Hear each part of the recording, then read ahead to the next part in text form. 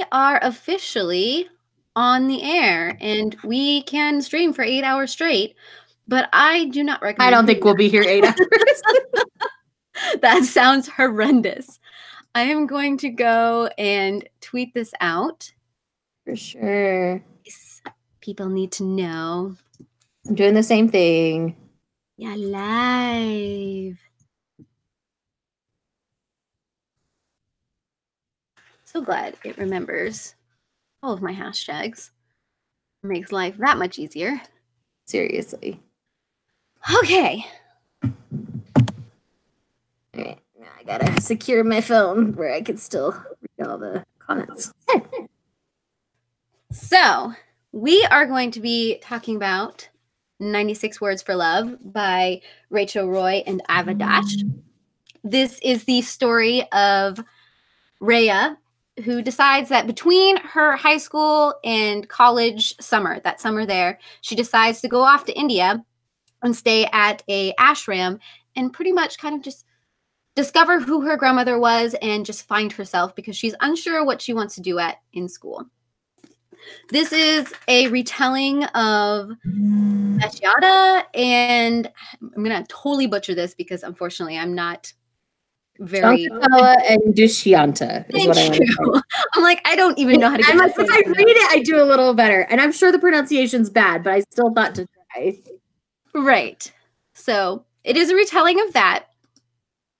And I'm actually going to shoot it to you first, Shae. Okay. Since you did this to me last time, I thought it was only fair. But you just brief overview what you gave it, what you thought, and then we'll just make a mess of all of this because we're good at that. Okay. So I settled on 3 stars with this particular book. When it comes to the actual retelling and the lore and the cultural aspects of this novel, I think it did a fairly decent job. Not in the depiction of retelling the retelling, but letting us know what the origins of that original story were. And I was really invested in the cultural side of this novel. Everything else was kind of hot mess. I think it's just the easiest way to describe it. I mean, there were lots of big problems with this novel and lots of little problems with this novel. So I'm now going to shoot it to you so we can talk about all of your snarky comments that you wrote. Yeah, so I sit in a lot of the same... Okay, dog. I sit at a lot of the same places as you. I really like the cultural aspects of what all of this was covering. I really enjoyed learning the mythology or the story behind the retelling. But I struggled with how the characters were developed, how the story was told, and then the fact that we called this a retelling, but the story that we were retelling was constantly being told in the story. Right? Being part of the universe. And so it felt a little weird because not only did Rhea's love story supposedly follow this storyline, but so did her grandmother's a little bit as well. I felt like her grandmother's was closer than hers. Right, yeah, because her grandmother was almost more connected to the story. So she almost made her life fit around all of it and how much she really loved her religion and all of the aspects of all of that. And that really drove her to make a lot of her decisions. But dog down. But Rhea, it felt like more of a stretch and it didn't quite work for me. No, it felt very flat. Yeah, and like I said, at the end, I was snark commenting on a lot of this stuff because the major issue I had with this is how Rhea kept on claiming to be one thing, but all of her actions reflected something completely different. Amen. And that drove me nuts because a lot of the beginning of the story, you got like, I'm this very good student. I'm pretty smart. I get lots of good grades. I am this planner. I am someone who gets very anxious if things aren't planned out this way. But then as the story goes on, Rhea... And as soon as she gets to the ashram, it all goes to crap. Well, I mean, even before that, because she's having a conversation with her dad. And her dad is like, you're too young to be having an existential crisis. And immediately the first thought in her brain is, I don't know what an existential crisis is, but okay. I'm like, if you are this intelligent, if you would know what an existential crisis is. To me, existential crisis isn't, I don't know, but maybe I'm coming at it from a point of being really old, so that term isn't, because I have to constantly bring myself back, because this is a very, okay, this is another issue I had with the book. This is supposed to be a very easy book to get into. So therefore it's targeted at a reading level that is a little lower, and it's an entry point into reading. And so it's a fast read, it's a quick read, and it's easy to get into. Mm-hmm. But at the same time, usually when you have books like that, I can guarantee you that kids that are like 13, 12 would get a really good reading experience out of this. But at the same time, it deals with a lot of grown-up things. The new adult kind of topics. If a 13-year-old was reading, if my 13-year-old tried to read this book, I would be like, oh, no, I'm taking that away from you. Right. Because, I mean, there is a point where she gets to, in her relationship with Kieran, where I became extremely uncomfortable, because you came to this ashram to find yourself. You have set rules that you aren't supposed to get into any of these kind of relationships. But then here you are on the grounds of the ashram, or right nearby, getting hanky-panky with this dude. Exactly. And I got really, really upset at that. Hi, Robin. Yeah. Hi, Robin. Welcome to the live stream of our amazing weirdness. Because that's just who we are, and we're good with it. Exactly. Oh, Super Roommate's here too. I didn't know that. Yep, he's modding for me. Oh, good. Just in case. Like when he mods for us. Oh, you were annoyed too, Robin? That's good to know. I'm so glad I wasn't the only one. So there you go. Yeah, there's a lot of aspects where it tried to be this very young read, but at the same time, I don't think it quite hit the topics that wanted to hit the correct way. No, I agree. And I did some research on the authors. It's actually a mother-daughter duo. Mm-hmm. So I wonder if the majority of it was written by the daughter, and the mother just kind of slapped her name on it so it would sell. Well, see, and I went back and forth on that, because as I was reading it, I'm like, this book is going to date itself really, really quickly. Oh, completely. Because the number of times Nick Jonas is mentioned, I actually searched this because it was driving me nuts. At least 27 times that so much Nick Jonas is mentioned. And then you have all of this modern technology like the WhatsApp and all of that continuously mentioned. So I don't think this is going to age well. I love that it's a mother-daughter team and that they try to tackle it. And I believe the daughter is actually the one on the cover. Yeah. And so a beautiful young woman. I mean, right. I love the cover. The cover is everything. It's 90% of why I wanted to pick up this book. Exactly. This is, and the other 10% was the fact that it was a retelling. Yeah. And so it didn't hit the retelling. It felt a little out of place, and as if it wouldn't read well even a year from now. Oh, no, I would agree with that. And then I also started thinking about it. I'm like, Nick Jonas, the Jonas Brothers. When were the Jonas Brothers popular? They were popular when I was in middle school. And so I had a hard time placing the main character in middle school at that same time. Right. Because I'm 30 years old. Yeah. So there was a little bit disconnect there too. And these are like nitpicky things. Right. But they're also the things that completely stood out to me. Yeah. And the fact that her cousin doesn't care if she just like goes off on her own every afternoon. Like, what's up with that? Right. I would never do that in another country if I was with somebody. Well, yeah, because I mean, yeah, exactly. She was with her cousin. They were supposed to be investigating their grandmother's past together. That was the whole deal, because grandma wanted them to. But the time they actually spent together was very minimal. And then Rhea kept on finding all of this stuff with Kieran. So it was mainly a quest with Kieran and Rhea rather than Rhea and Andy, I think that's how you say her name. Yeah. So half of me was like, why is this cousin even here if she's doing all of this on her own? I felt she got the short stick. Yeah, seriously. In her struggle, even though she was really oddly, uncomfortably obsessed with Nick Jonas, I almost empathized with her struggle with her future more than I struggled with Rhea's struggle with her future, because the whole time I'm thinking, okay, you don't need to decide everything right now. You can legitimately decide that you were undecided for the first couple of years before you. Yeah, because you have lots of generals you have to get through first. Exactly. So I'm like, why are you like, I have to know my profession right this second? Exactly. And even then, whatever you study in school, if you are an American, I can guarantee you most of the time, no matter what you study for, it's not always what you're working with. Exactly. Whereas I know with Andy's parents, she was being forced into a certain degree and a certain job, a certain career, because that was the cultural standard. You know, you honored your parents in that way. Yeah. And so it was a completely different ballgame. Yeah. Completely different ballgame. Oh, and I was going to ask you.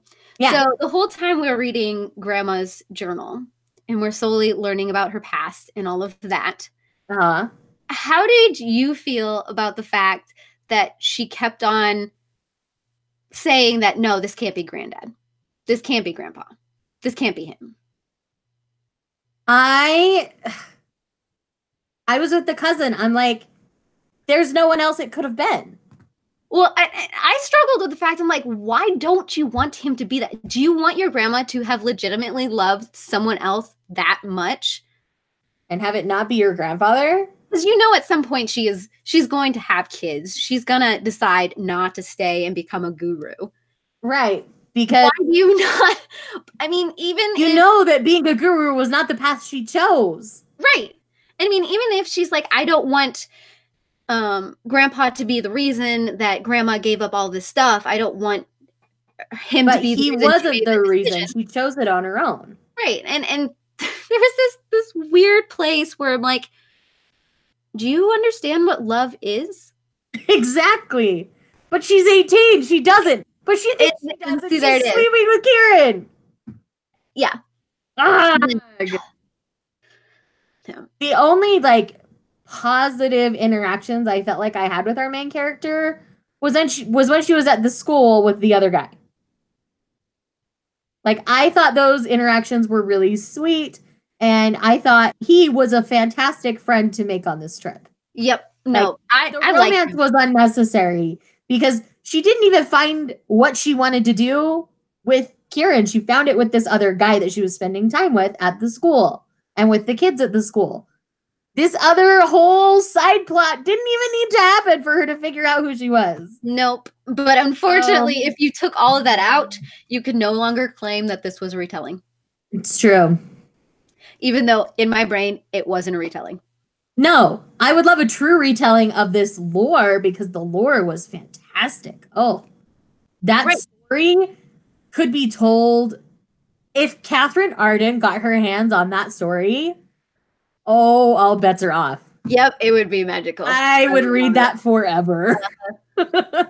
Agreed. It needs that lyrical, whimsical, mythical kind of writing, and this definitely wasn't that. Mm-hmm. Yeah, no, I mean, I completely agree that I think we should have delved more into the school stuff because I believe what the proceeds of this book were supposed to go to some charity. Okay. Involving that kind of stuff, human trafficking and all of that. Okay. Part of the proceeds were supposed to go there. Which is why I didn't mind picking up the book when I found that out. Right, yeah, which is why I think they added a lot of that on the book into somewhere? the story. We should find out. Yeah, I think I read it somewhere online. I don't honestly say here in the back. It might somewhere. I don't even know. Yes. Educate and empower Indian girls. Yeah. So, I mean, I love that, but it also felt like that wasn't. It felt like a money grab for the cause. Right. Well, I mean, because it was like this much of the story. And I think if it had been this much and you had gone deeper into it, it would have been so much better. because Hi, Lindsay. And I totally agree with your comment, by the way. Yeah, because like you said, it's like the love story, it felt unnecessary. It felt forced. You got a really, really you got something good started going to the school and then learning about some of what I can't remember her name. The girl that Rhea worked at in the kitchen or worked with in the kitchen. Oh yeah. Her backstory and then how it all came together with the human trafficking stuff. When she disappeared and all of that. And I think if that had been a huge focus of everything, this story would have, I don't know. I don't want to say that this is stereotypical India, and that's why we need to dig into all of this. But it's a topic that I feel like people who are this age that would pick up this book, they don't know a lot about it. Right. And it would be a good starting place for them to learn about things. What happens and to understand it. Yeah. Right. But it's shoved in there and it's glossed over because I mean, even when she's teaching at the school, you don't really get to see her teach. Yeah. And you only ever get to see her the one girl interact with Payu. Yeah. And even then, there were moments where I think Payu asked a question like, well, why do the same letters make different sounds in different words? Mm-hmm. And Rhea's answer was, well, that's simply the way it is. Yeah. I'm like, if you... But she wasn't even truly teaching. Yeah. If you really knew enough about English, you'd be like, well, the reason it does this is because of all the placement and how English is just this melting pot of languages. Mm-hmm. So we don't have clear-cut rules. But It was more of like, well, I know there's a reason, but I don't necessarily know why there's a reason. So here's a cop-out reason I'm going to give you. Yeah. So that's where a lot of my snark comments came from. Is a lot of kind that. Of stuff. Yeah. Because I'm looking back at my notes right now. See if I can find. By the way, hi Steve, and thank you. Hi Steve. Let's see if I can find a good one where I went full out.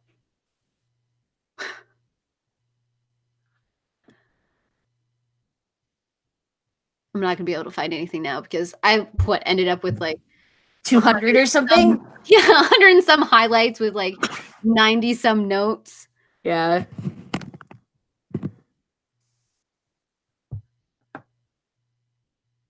Because I mean, some of it was like she was okay. I know it's been 5 years since she's been to India. Yeah. But you would think that India would be so vastly different than what she's used to that it would be a trip that's stuck in her brain. Yeah. And it wouldn't be that hard to recall a lot of this.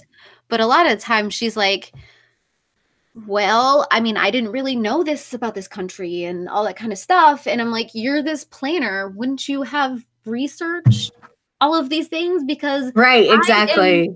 I'm a type A personality. As soon as I know I am going somewhere, I have this thing right here, itinerary and agenda, and I have all kinds of maps pasted in. I'm like, I need to know all these things in case I end up on my own because I am hyper paranoid all of the time. Yeah. So I didn't necessarily believe that she had the same kind of hyper paranoia, anxiety, planner personality that she kept on saying she had. Yeah. But that was another thing that you mentioned previously, is that she would say one thing and act another way. And I saw that in so many aspects of her depiction that it got a bit jarring, actually. It would pull me out of the story. It's like, wait, I thought you were saying this. What? Yep. Make up your mind, sweetie. Yeah, and then there was this one really got me. She's probably in this like hyper emotional state, and at this point, she has just learned that Kieran's parents are coming to the ashram to evaluate whether or not that he can leave. Yeah, which is going to lead me into another topic that I want to discuss. But she basically starts ripping into him, saying, "Why didn't you tell me that they were coming? I didn't know that they were going to be a thing. I don't even know how to handle this right now. Like, why did you not tell me?" And I'm like, he legit just got the letter yesterday. How could he have told you? I'm like, when would he have told you? So Exactly. why are you freaking out right now? But yes, that leads me into the whole idea where this is the point where she starts freaking out about their future. Not when she's at the beginning of all of this. Right. And thinking like, well, maybe I shouldn't start something because I'm legit only going to be here for 6 weeks. A month. Or 6 weeks or whatever it was. Yeah. But now, after I have decided that sleeping with him on holy ground is perfectly okay, fine. Now I'm going to start thinking about the fact that this isn't going to work out. What are we doing? I know. It's so crazy. Like, what? Clearly, this girl is making the decisions of someone much younger than her age while trying to act older than her age, and it's blowing up in her face. Yes. That's the only thing I can use to describe this, is it's all blowing up in her face and she doesn't know what to do. Right. Well, I mean, and I guess this would be a beautiful book to tell you what not to do. Yeah. In a relationship. Yeah. So don't sleep with a guy after you've only known him for less than a month. Yes. Please. Yeah, no. Please don't do that. That's so wrong. It's one thing, like, if they had even, like, met previously on her previous trip to India, it would be so much less cringy. Because, you know, they could have, like, sporadically been talking over years, and then magically they're both at this ashram at the same time. Like, that would have been so much easier for me to swallow than 3 weeks in, she's doing this dude and not even caring. Because, I mean, even her grandmother had more forethought than she did. Yeah. And I'm pretty sure her grandmother was around the same age at the ashram. Maybe a little bit older, but not a lot. Yeah, but she's like, I have more respect for myself than to totally surrender to this guy because of this relationship until I fully know what I want. Right. Oh, I just found another one of my notes. Okay, let's do it. This is, I don't want to say this in a really mean way, but I feel like this book was written by people who are used to seeing the world as very beautiful people. Yeah. Because there is a point where she is walking through the airport and then she gets this comment that she doesn't necessarily know what it is, but she gets the general sense of, you know, like it's a, hey, beautiful, what you doing kind of comment yelled at her.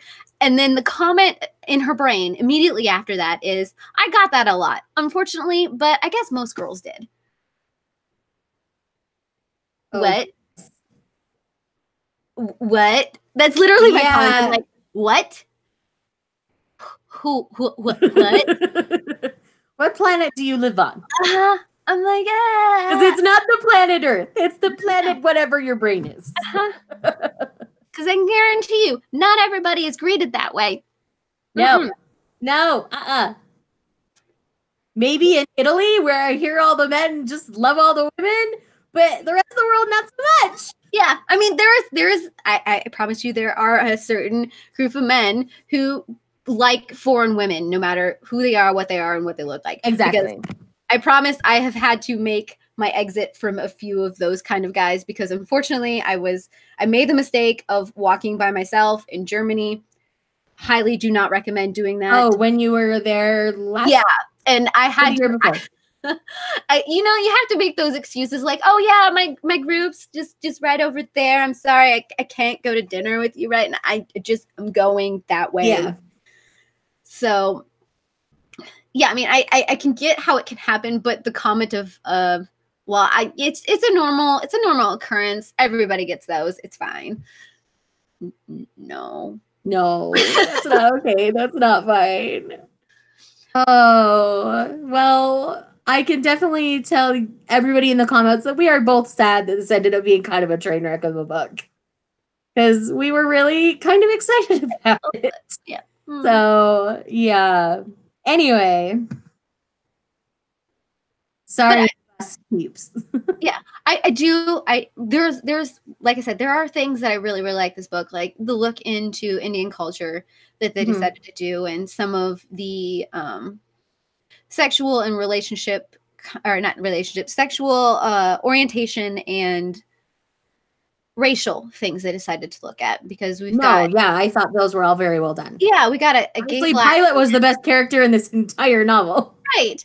And then, but one of the things that I think got overlooked a little bit is the fact that she was half black. Yeah. And I know we were Indian. Wow. Okay.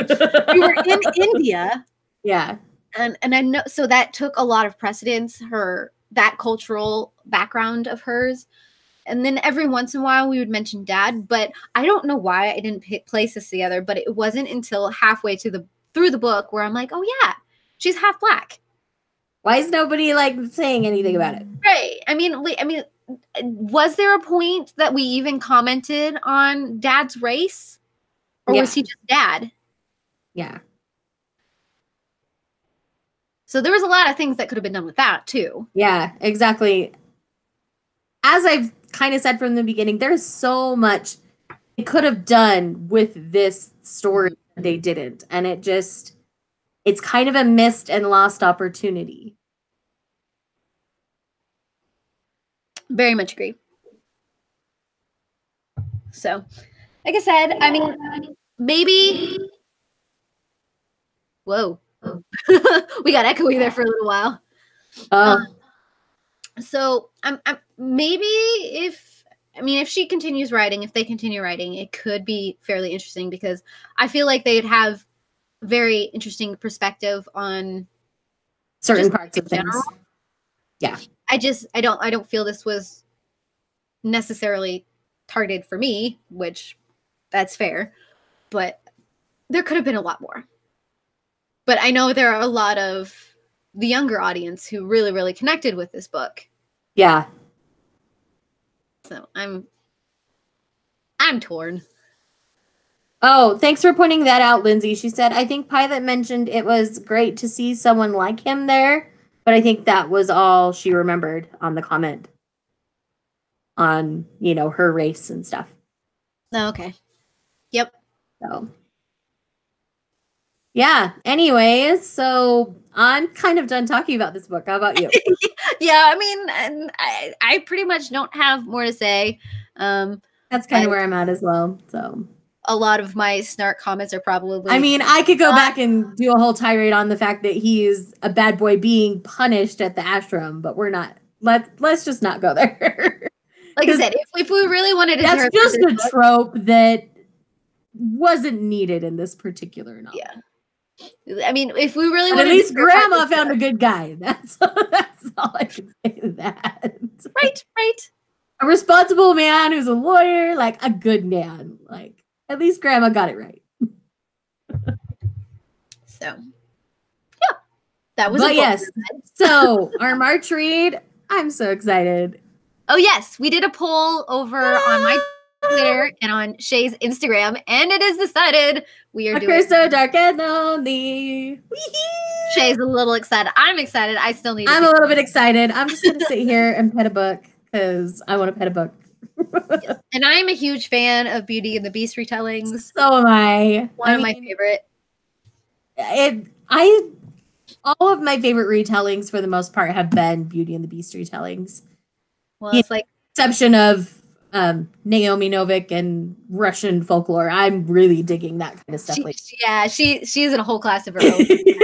Right, exactly. Yeah, because I mean, even my all-time favorite retelling is East of the Sun, West of the Moon, which is pretty much a Beauty and the Beast retelling. Yeah. Let's be fair, it's just slightly different culture. But yes. Same thing. So yes. I'm for it. I'm excited. It's a little beefier than our previous picks. Not by a lot, though. Well, I guess it's almost 500 pages, so I guess it's quite a bit beefier, but... Right, but... I'm excited. So, the next live show will be on my channel on the last Sunday of March, which, again, I believe is the 24th. I was just about looking that up. It is... No, it's the 31st. Oh, yeah, because we have that one more. So it's the 31st. Yeah, so it'll be the 31st of March. So you even have an extra week. Yep. And the link for her channel is down below because I totally messed that up and didn't actually introduce you to Shae. Shae has a channel. By the way, I'm Shae from over at Shae Geeks Out. Yep. I talk about books and manga and all sorts of geeky things over there. Link down below because you need to check her out. We'll be over there next month. We're going to keep alternating back and forth so that we can make you guys dizzy because we're good at that. Yeah, well, not just that. We just like to expose each other to our audiences, to our other content creators and friends, and that's just part of what we love to do. And April, love friends on YouTube call for 3 years now, maybe a little longer. Yeah, probably 3.5. Because I've been on 3.5. Yeah, because I shortly after I came on, so yeah, it's been quite a while. So we were talking before we started streaming about how we're most likely going to be going to Florida in September for a book conference. So, anyways, we'll keep y'all in the loop on all of that in case you want to meet up with us over there or whatever. So, anyways, I'm so excited for March's book. I know April is too. We both almost read it last month, but we opted to try this one first. And I'm kind of glad we got this one out of the way. And now we can just go back to a Beauty and the Beast fantasy, and it'll be great. So, yep. Thank you guys all for joining us for this live stream and just letting us gush words at your face. And of course, giving us some wonderful comments as well, telling us all of your thoughts as you were reading the book. I hope to see you guys all again next book. Well, next month. In 5 weeks on my channel. 5 weeks, and I heart your beautiful faces. Bye.